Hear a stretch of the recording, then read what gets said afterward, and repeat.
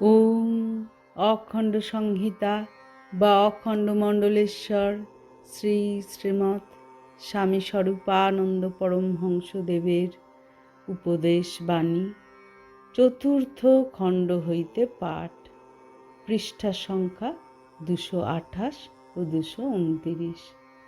তুমি যখন বাইরের জগৎ ভুলে তোমার অন্তর প্রদেশে প্রবেশ করো, নিজের অন্তরের অর্ঘ্য দিয়ে অন্তরের দেবতার পূজার আয়োজন করো, তখন তিনি তোমার কাছে এসে ধরা দেন।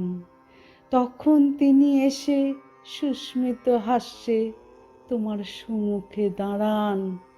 কেউ চিত্ত সংস্কার অনুযায়ী তখন তাকে সাকার মূর্তিতে দেখে, কেউ বা চিত্ত সংস্কার অনুযায়ী অফুরন্ত করুণারূপে তাঁর স্পর্শকে সুস্পষ্ট উপলব্ধি করে, কেউ বা অন্তিমে তাঁর চরণের আশ্রয় সুনিশ্চিত মিলবে এই ভরসারূপে তাঁকে বুকের মাঝে পায়।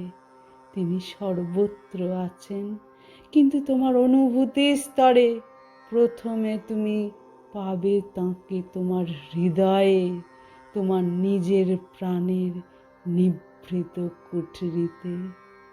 হরি ওম।